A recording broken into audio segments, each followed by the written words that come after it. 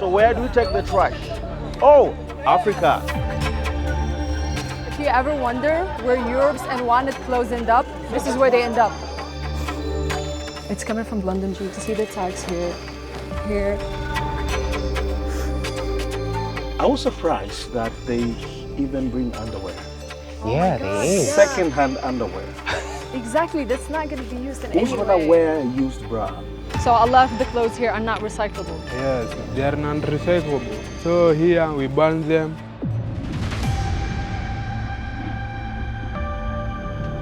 Welcome to Gumba Market, the epicenter of Kenya's second-hand clothing trade and a stark reminder of the hidden cost of fast fashion. Every day, mountains of second-hand clothes are shipped to Kenya from Europe, the UK, and North America. Much of it is low quality, torn, stained, or completely worn out. In markets like Gumba, traders try to salvage what they can and sell the rest. Desperate to make a living, they're forced to buy entire bales without knowing what's inside.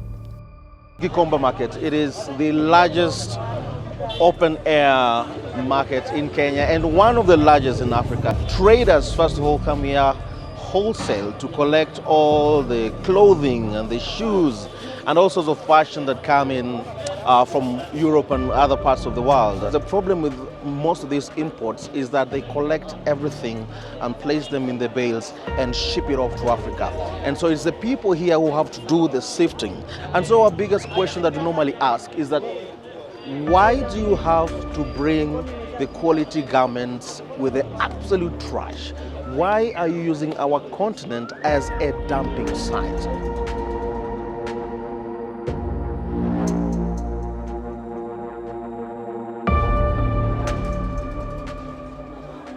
You can see there's like hundreds and hundreds of bales of clothes here.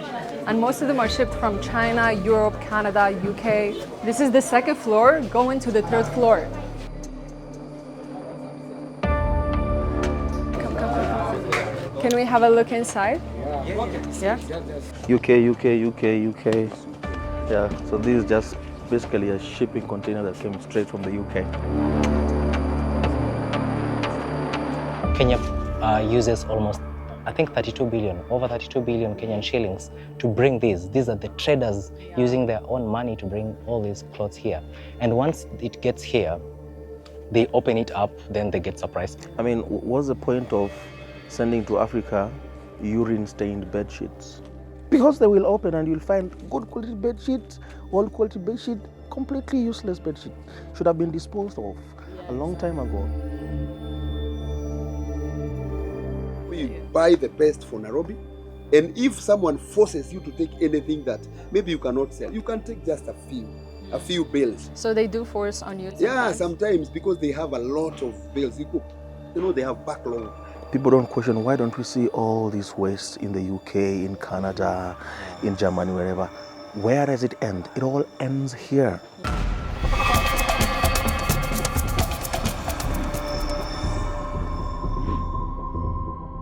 Now on this part, let me show you where most of the clothes from Gumba Market eventually end up. This is the Dora dump site, one of the largest landfills here in Kenya. A significant portion of the waste here is clothing. And as we all know, these textiles take decades to decompose, leaching harmful chemicals into the soil and the water. Let's take a shortcut. This place is big. This is dump site, but here they bring those things that they are recyclable. They can't be recycled. So a lot of the clothes here are not recyclable. Yes, they are non-recyclable. So here we burn them. We move these buttons, metal, because they are metal. Yeah. We take them. That zip, this one here. Yeah, and the textile, you burn it. Yes, we burn it because they cannot be used.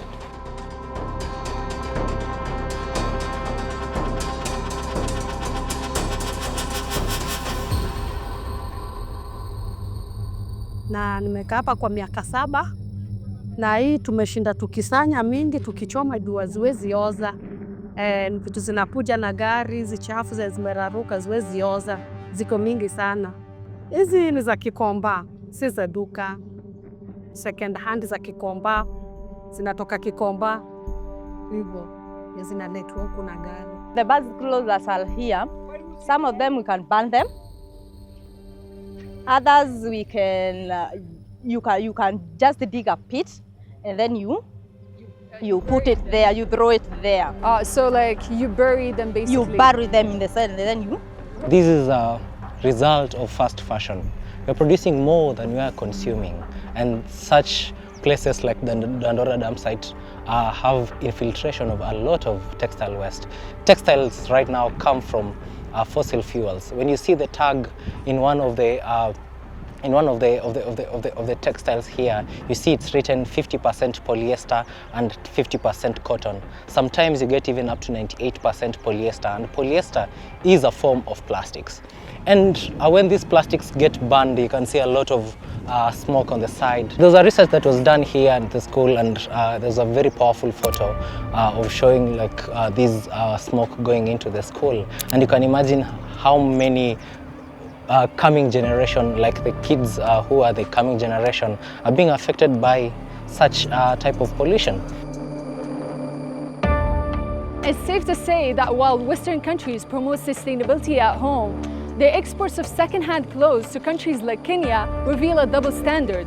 What you see here isn't just trash, it's a symbol of an unequal global trade system that puts the burden, the environmental burden, on countries like Kenya.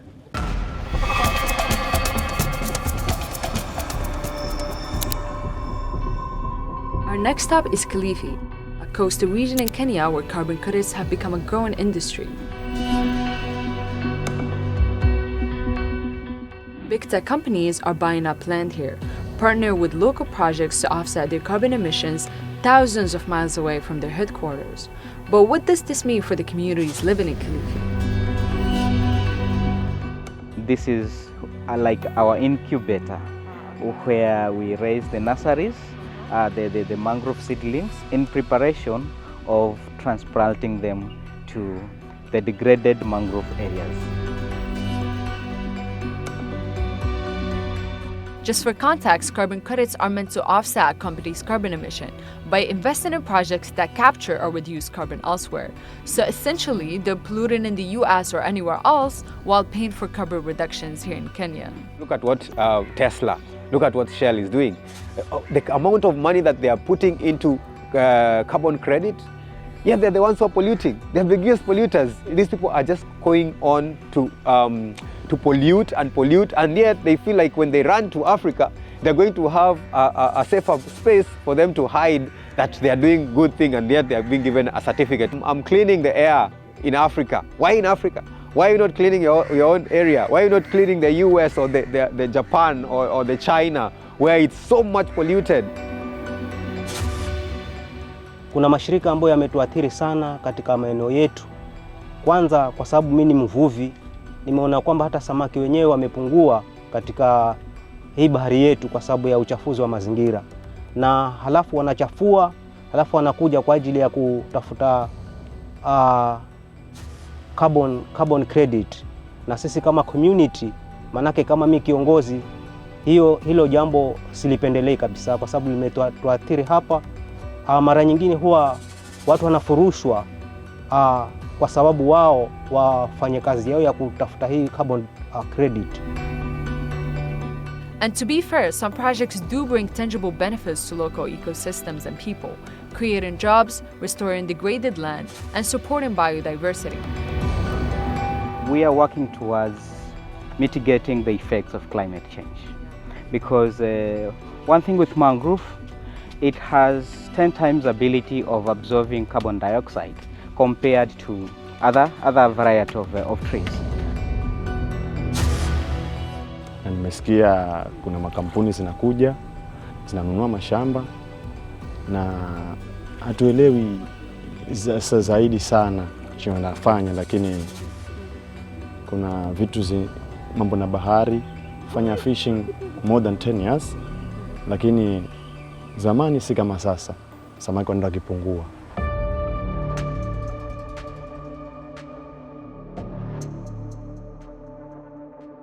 While big tech companies make billions and polish their green credentials, the reality on the ground is often much more complicated.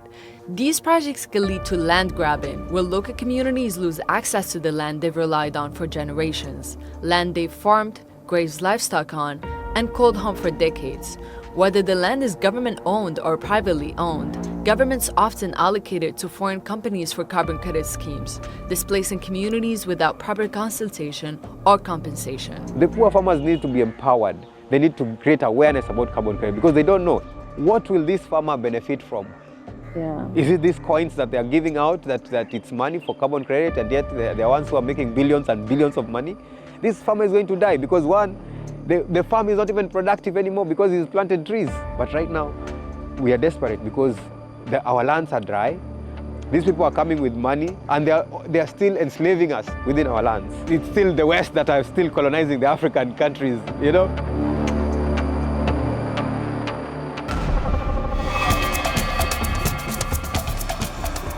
At the end of the day, the climate crisis isn't just reshaping lives in cities and towns. It's also devastating the animals and ecosystems that call this region home.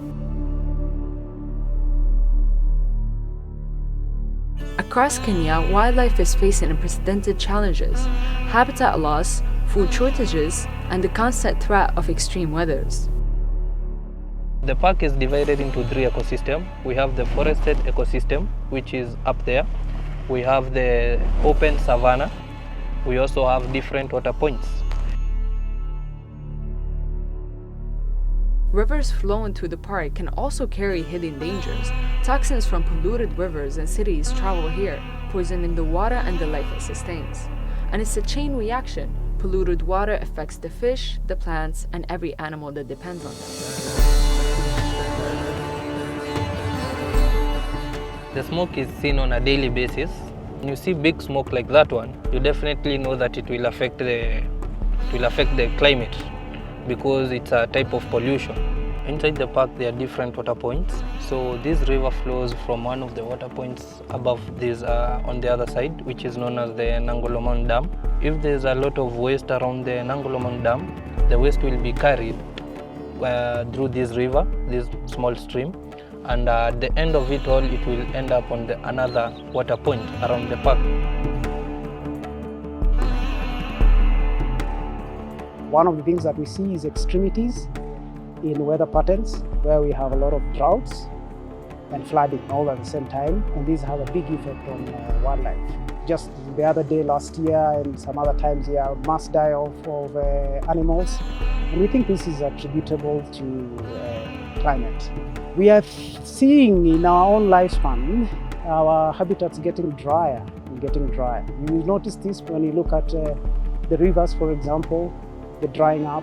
When you look at the wetlands areas, we used to have water and things like that. They're drying up. The habitat is becoming more harsher. Kenya's story is just one piece of the global climate crisis, showing us how decisions made far from here are impacting lives, landscapes, and ecosystems. But it also reminds us of the resilience of communities, the importance of nature, and the urgent need for change. This isn't just Kenya's fight, it's all of ours, because at the end of the day, the ripple effects of the climate crisis reach us all.